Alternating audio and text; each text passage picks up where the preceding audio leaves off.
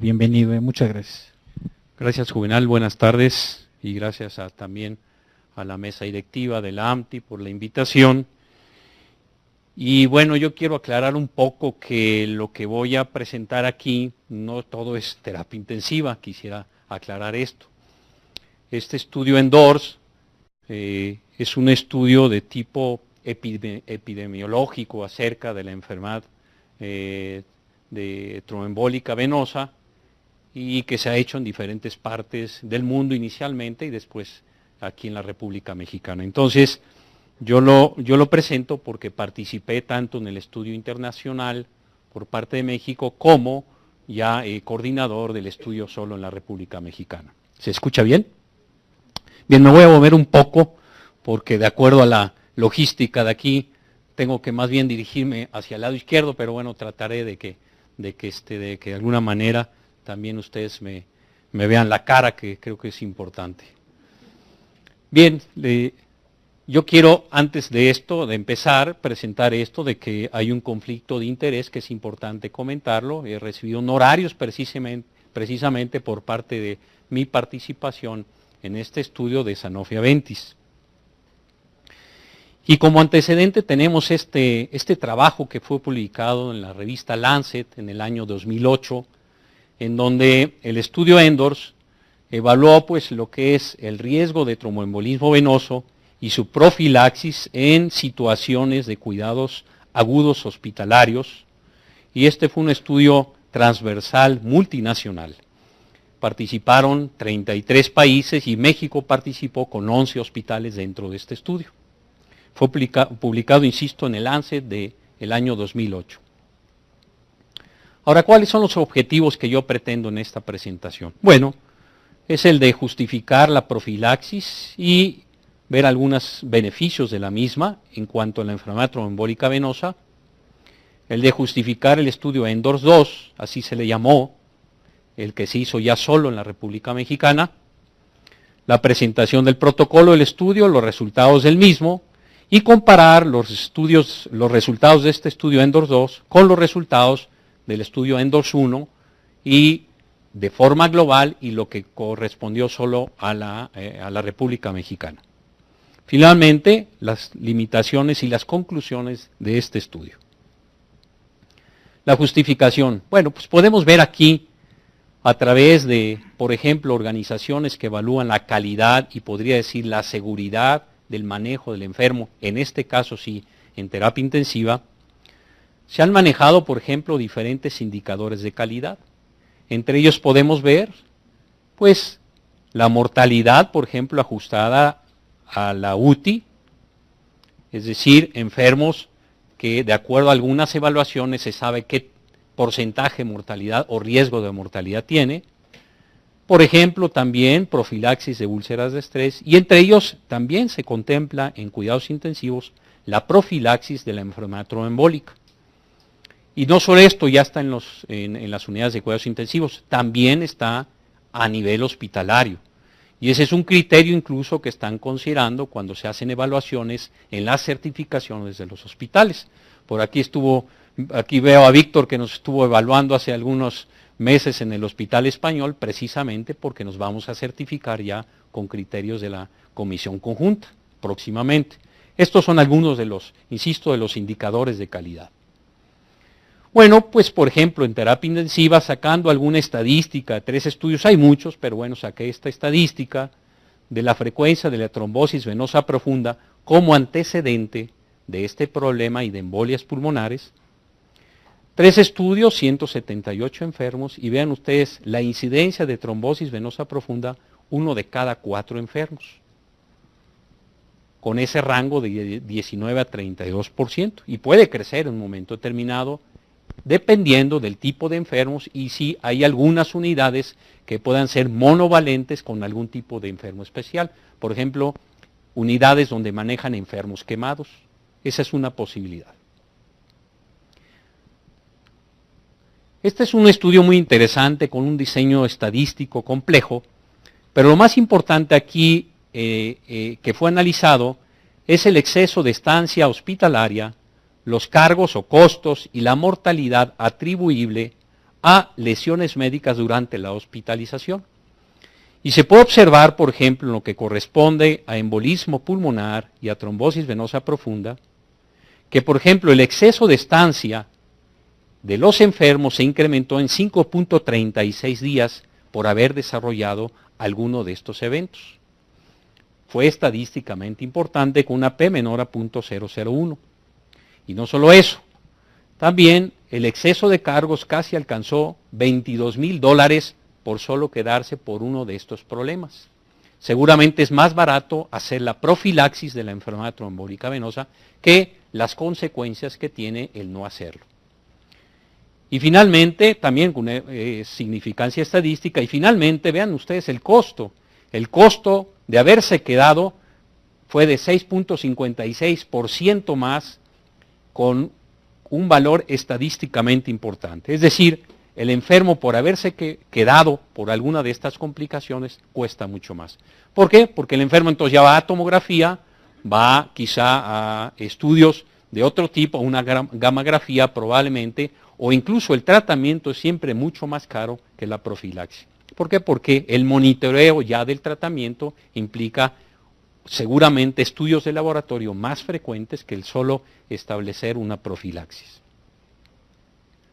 Otra consecuencia, por ejemplo, de la enfermedad trombólica venosa es el síndrome postrombótico, que tiene una frecuencia total del 20 al 50% de los que desarrollan este problema, y severo, el síndrome postrombótico puede ser hasta en el 10% de los enfermos que lo desarrollan. Pero importante, otra vez, el costo que implica el desarrollo de esto es significativo. Aquí tenemos un estudio donde se analizó a aquellos enfermos con síndrome postrombótico y aquellos enfermos que no lo desarrollaron. Y podemos observar que los costos por farmacia, por costos relacionados a los cuidados externos, a otros aspectos de tipo externo o costos de ingreso de los enfermos, se incrementaron de manera importante. Y podemos ver, por ejemplo, que la media en aquellos que desarrollaron un síndrome postrombótico fue de $55,800, esto multiplicado pues por $1,000, contra aquellos enfermos que no desarrollaron el síndrome, $37,400 el cuidado de este problema. Y esto es, insisto, un problema frecuente en algo que no debería presentarse si nosotros consideráramos que la profilaxis, sea mecánica y o farmacológica, es mucho más barato. La siguiente. Pues ya tengo aquí el control. Bueno, la hipertensión es otro problema, la hipertensión pulmonar. La incidencia acumulada del problema en enfermos con embolismo pulmonar aguda es del 1% a 6 meses, pero bueno, 3 o casi 4% de los enfermos que hicieron embolias pulmonares a los 2 años desarrollan una hipertensión arterial pulmonar. Y las secuelas que tiene desde el punto de vista funcional son muy importantes también. Ahora, hay estudios que han ido evaluando el desarrollar medidas profilácticas para evitar el problema. Y medidas profilácticas, como les mencionaba, que pueden ser mecánicas simplemente, también agregadas algunas medidas de tipo farmacológico. Esta es una escala, es una diapositiva, donde se presentan los resultados de 8 estudios, 1,290 enfermos, en donde las medias de compresión graduada tuvieron que ver en la prevención de la trombosis venosa profunda. Y se puede observar que la incidencia en aquellos enfermos que no la tuvieron, el grupo control, que no tuvieron las medias, se presentó la trombosis venosa profunda hasta en el 25% de los casos. En cambio, en aquellos enfermos que sí tuvieron este tipo de medida profiláctica, apenas alcanzó el 9% de incidencia. Una diferencia que es importante. Ahora, por ejemplo, también han comparado heparina bajas dosis, heparina de bajo peso molecular, versus la heparina de bajo peso molecular a dosis bajas y también medias de compresión graduada. Y la combinación de estas dos medidas profilácticas, también en 6 estudios con 800 y tantos enfermos, fue diferente, 18% de incidencia en aquellos que solo tuvieron la heparina a bajas dosis versus aquellos que tuvieron la combinación de estas dos medidas profilácticas. Bien, estos son antecedentes de por qué se justifica el nosotros investigar si estamos haciendo bien las cosas o no. El protocolo de estudio ENDORS 2, bueno, pues fue una encuesta nacional, un estudio nacional multiinstitucional, transversal de prevalencia de riesgo para la enfermedad tromboembólica venosa y el uso de la profilaxis en enfermos hospitalizados. Es decir, es un estudio que se hizo en un solo día. ¿Cuáles son las bases y razones para este estudio? Bueno, sabemos nosotros que es una enfermedad prevenible que significantemente contribuye a la morbilidad y mortalidad en los enfermos hospitalizados, sean enfermos médicos o quirúrgicos. La profilaxis empezó con un manejo más agresivo, es decir, más profilaxis en los enfermos quirúrgicos, porque eran los enfermos que más se reportaba con el problema. Pero se ha encontrado en los últimos años que el enfermo no quirúrgico, el enfermo médico, también tiene muchos factores de riesgo para desarrollar este problema. También muchas complicaciones y muertes por la enfermedad tromboembólica venosa pueden evitarse con tromboprofilaxis. El problema es que esta es aún subóptima, si no se hace en todos los enfermos que requiere hacerse la profilaxis. La prevalencia es diferente en la tromboprofilaxis entre resultados globales, entre el estudio ENDORS, que voy a presentarles, el estudio que ya fue publicado, y los resultados que obtuvimos en México en ese mismo estudio, es decir, dentro del estudio ENDORS 1. Y finalmente tratábamos de ingresar un mayor número de enfermos en un nuevo estudio de prevalencia, lo cual no logramos desafortunadamente un mayor número. Los objetivos pues eran primarios: identificar enfermos en riesgo de la enfermedad internados en hospitales representativos en México, fueron hospitales seleccionados al azar, y determinar la proporción de enfermos con profilaxis para el problema. Y secundarios, definir la tasa global de enfermos en riesgo de enfermedad tromboembólica venosa, tanto médicos como enfermos quirúrgicos, definir la tasa de enfermos recibiendo profilaxis y también un análisis de acuerdo al tipo de hospital, si era público o privado. Los criterios de selección del hospital fueron hospitales que manejaran enfermos con problemas agudos, es decir, no hospitales de rehabilitación o problemas crónicos, y hospitales que tuvieran al menos 50 o más camas, y en el ingreso de sus enfermos se contemplaran patologías no quirúrgicas agudas, o aquellos también hospitales que manejaran enfermos con problemas quirúrgicos mayores, pero programadas, es decir, cirugía programada, no de emergencia. Estos fueron los servicios que fueron excluidos dentro de los hospitales, desde psiquiatría, pediatría y neonatología, cuidados paliativos y cuidados prolongados, maternidad obstetricia. No quiero decir que los enfermas o personas con problemas de tipo obstétrico no tengan riesgo, pero bueno, fueron excluidos en este estudio.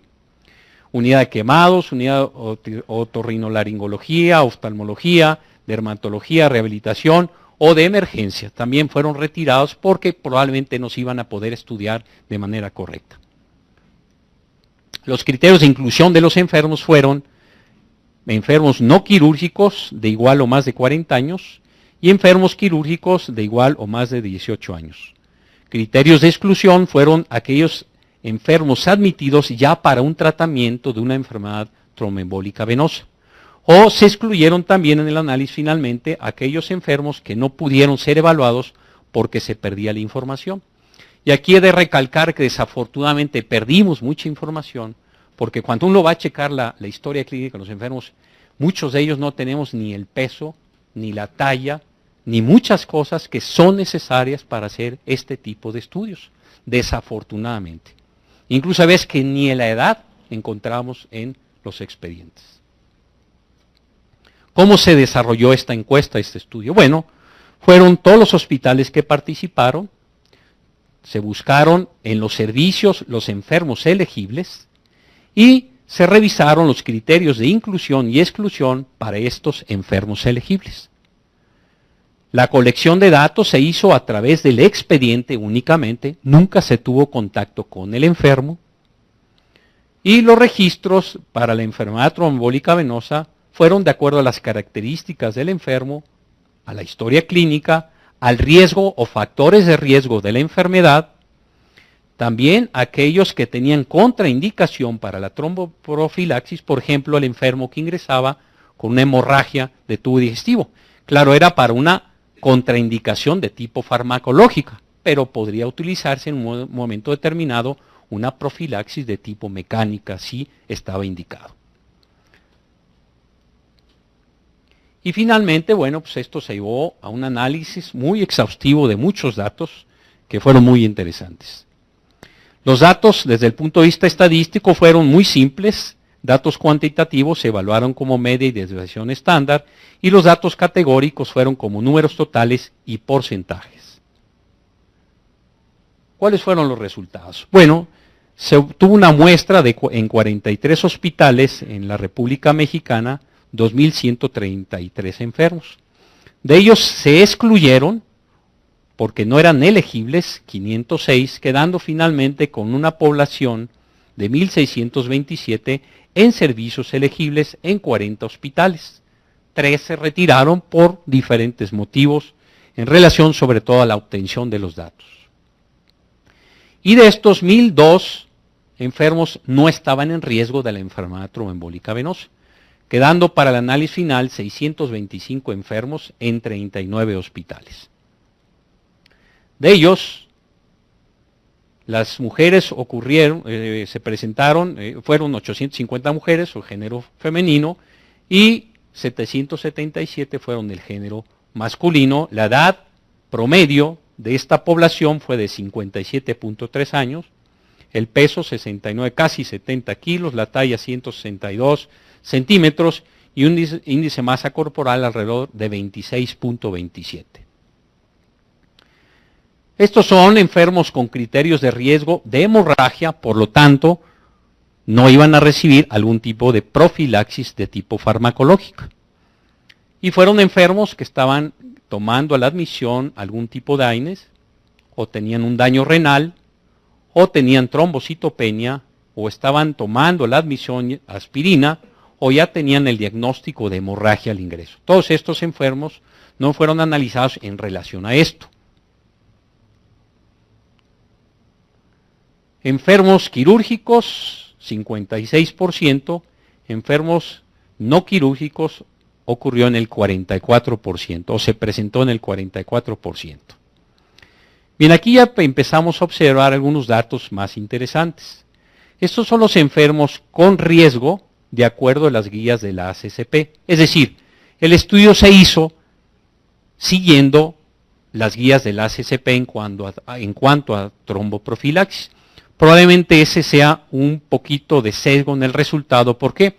Porque probablemente algún hospital pueda seguir alguna otra guía en el manejo de la tromboprofilaxis, pero claro, en este momento o en el momento de la encuesta se analizó si seguían las guías de la ACCP del año 2002, no las más recientes que salieron en el año 2009, el año pasado, si no mal recuerdo. Y enfermos quirúrgicos con riesgo fueron 308 y enfermos no quirúrgicos con riesgo de problema de enfermedad tromboembólica venosa el 44.3% de tipo médico.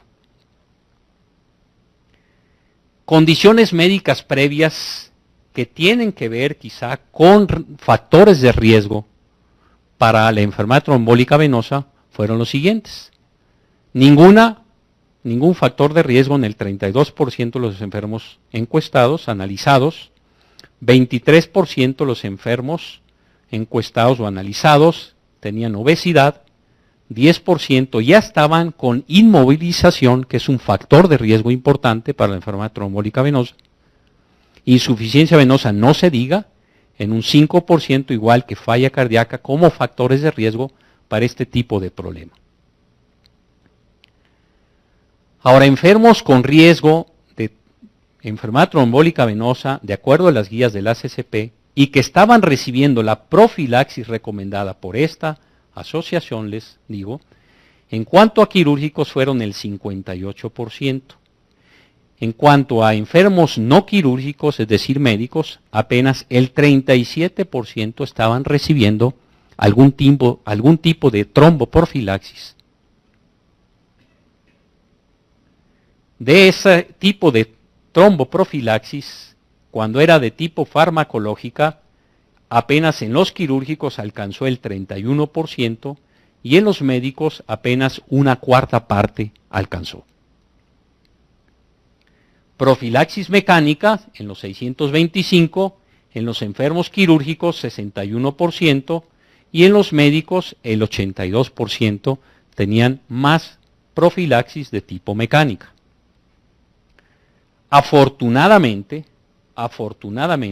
ya ninguno de los enfermos estaba recibiendo algún antiplaquetario como profiláctico, que eso está bien establecido en las guías de la ACCP y en muchas guías que los antiplaquetarios no son profilácticos de la enfermedad trombólica venosa. En relación a otra forma de presentar los resultados, finalmente en esta población apenas el 38.4% estaba en riesgo de la enfermedad, 625 enfermos. De ellos, apenas menos de la mitad recibieron la profilaxis recomendada por la ACCP. Es decir, más de la mitad de los enfermos no tuvieron profilaxis con alto riesgo del problema. De estos, 308 fueron quirúrgicos, 58% recibieron profilaxis de acuerdo a las guías de la ACCP y apenas casi el 37% de los enfermos no quirúrgicos recibieron profilaxis de acuerdo a las guías de la ACCP. Es decir, un elevado porcentaje de enfermos no están siendo bien manejados, no estamos siguiendo lo que se dicta y lo que encontramos incluso como indicadores de calidad y de seguridad en el manejo de los enfermos ingresados en los hospitales.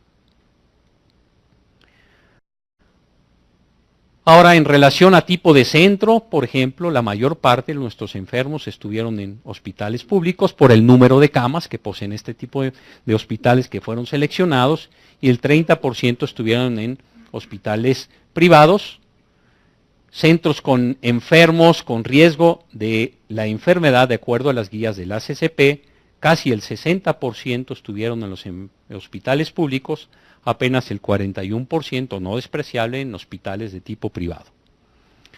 Ahora voy a hacer las comparaciones para que nos demos cuenta que realmente en 2 o 3 años de que se sacaron o de que se obtuvo la información en el ENDORS 1 prácticamente no hemos cambiado y que es algo que nos corresponde hacer. Aquí me voy a referir como ENDORS global al resultado de todos los 33 países. Pongo de manera separada a México, que lo voy a referir como ENDORS 1, y finalmente compararlo contra los resultados que solo obtuvimos en el estudio ENDORS 2 aquí en la República Mexicana. Porcentajes de enfermos en riesgo, en rojo, y enfermos que tenían profilaxis. En el ENDORS global, es decir, 33 países, solo en México, en los 11 hospitales, y el porcentaje en el estudio ENDORS 2. Este es ENDORS 2. 52% de enfermos en riesgo en el ENDORS global, apenas la mitad de ellos recibiendo profilaxis.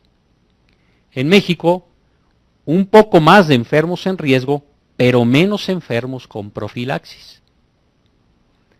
Y en el estudio ENDORS 2, menos enfermos en riesgo, 38%, pero seguimos prácticamente dejando un elevado porcentaje de enfermos sin tromboprofilaxis, el 47%. Comparación de ENDORS global, el 1 y el 2, enfermos quirúrgicos y médicos. Aquí están de manera general, no separando México del global. En el ENDORS 1, enfermos quirúrgicos ocuparon el 63%, mientras que en el ENDORS, los enfermos no quirúrgicos o médicos, 37%. En el ENDORS 2, 56%, quirúrgicos y 44% de los enfermos fueron de origen o de tipo no quirúrgico. Enfermos en global, en ENDORS global 1 y 2, quirúrgicos y médicos con riesgo de acuerdo a las guías de la ACCP. En el global, los quirúrgicos con riesgo, 64%, en el ENDORS 1 en México, 68%, y en el ENDORS 2, 34%. Enfermos médicos, 42 en global, 38 en el ENDORS 1 y 44% en el ENDORS solo en México. Ahora, enfermos quirúrgicos y médicos con riesgo, de acuerdo a las guías de la ACCP, y con profilaxis. En el global de los 33 países, casi el 60% tenían riesgo, apenas el 40% de los quirúrgicos y apenas 40% de los médicos estuvieron en riesgo y recibiendo profilaxis. México, formando parte de este grupo global de 33 países, curiosamente en el resultado de México solo, tenía más profilaxis en los enfermos médicos que en los quirúrgicos. Eso llamó la atención porque con los 33 países no somos iguales. No sé qué otros países resultaron igual que México, es decir, más profilaxis en los enfermos no quirúrgicos. No podemos saber nosotros México que otros países porque la información de cada país fue enviada al coordinador del país únicamente. Y en ENDORS 2, curiosamente, ya nos parecemos más al general, es decir, más enfermos quirúrgicos recibiendo tromboprofilaxis que aquellos enfermos no quirúrgicos o enfermos médicos. Entonces, nos parecemos prácticamente al resto del mundo. Elevado porcentaje de enfermos en riesgo, pero no recibiendo profilaxis, tanto quirúrgicos como no quirúrgicos, pero más los enfermos no quirúrgicos. ¿Cuáles son las fortalezas, las limitaciones y las conclusiones entonces de estos estudios? Bueno, se tiene una perspectiva multiinstitucional, es decir, pudimos saber más o menos más información que será motivo quizá de otros trabajos, de cómo están haciéndolo, sobre todo en instituciones de tipo público versus las de tipo privado. Se tuvo una buena representación de la población hospitalizada de enfermos en riesgo de la enfermedad tromboembólica venosa, tanto en hospitales públicos como privados, y se observó una elevada prevalencia aún de la enfermedad. Pero no solo eso, el problema es el uso de la profilaxis está realmente por abajo de lo que debe ser. Y nos parecemos a muchos países, créanme. En el resultado ENDORS global, sí, países que salieron muy bien, pues fueron Alemania, España, países de Europa. Estados Unidos, curiosamente, no salió tan bien como algunos países de Europa, como insisto, Alemania o España. ¿Cuáles son las limitaciones del estudio? Bueno, pues algunos enfermos que fueron excluidos quizá tenían riesgo de la enfermedad. Por ejemplo, enfermos jóvenes. En el grupo de enfermos no quirúrgicos, que era de 40 o más años, probablemente había enfermos de 35 o 38 que fueron excluidos, que también tenían factores de riesgo para el problema y fueron excluidos. Otro es que no tuvimos, desafortunadamente, grupos muy grandes con algún tipo de problema específico para hacer un análisis de subgrupos. Por ejemplo, estaba muy interesado en lo que ocurría en las unidades de cuidados intensivos, es decir, cómo estamos haciendo nosotros las cosas en las unidades de cuidados intensivos, donde tenemos enfermos con elevado riesgo del problema. Enfermos con sepsis, problema inflamatorio, catéter venoso.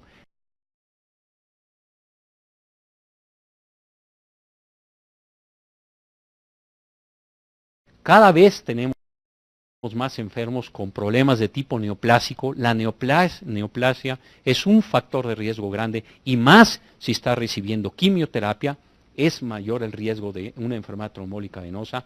La inmovilización que tenemos, recuerdan hoy los residentes que están conmigo, como en la mañana el doctor Sierra insistía en cómo mover a los enfermos, moverlos y moverlos.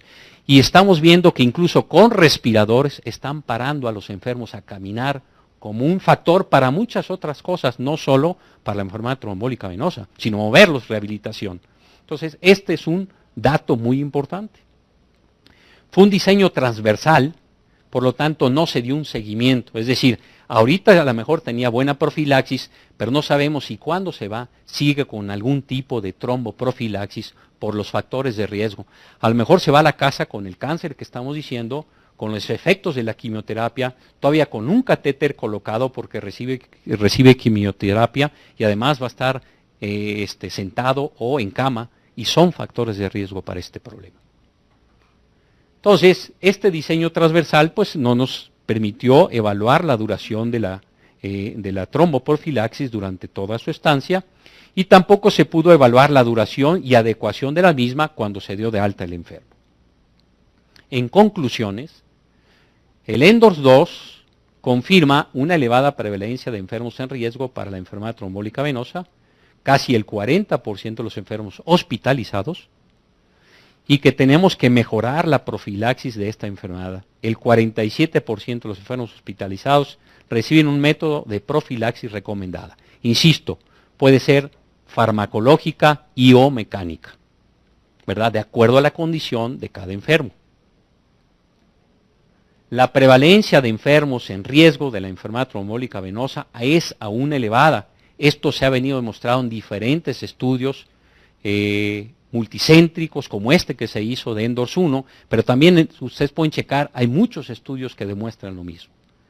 Se sigue utilizando de manera no adecuada, subóptima, la tromboprofilaxis, por lo menos de acuerdo a las guías de la ACCP, y el resultado que obtuvimos en ENDORS 2 fue muy similar al resultado de ENDORS global. Es decir, enfermos quirúrgicos reciben más tromboprofilaxis que los enfermos no quirúrgicos o médicos, y no se nos debe olvidar. Creo que eso es la última. Muchas gracias.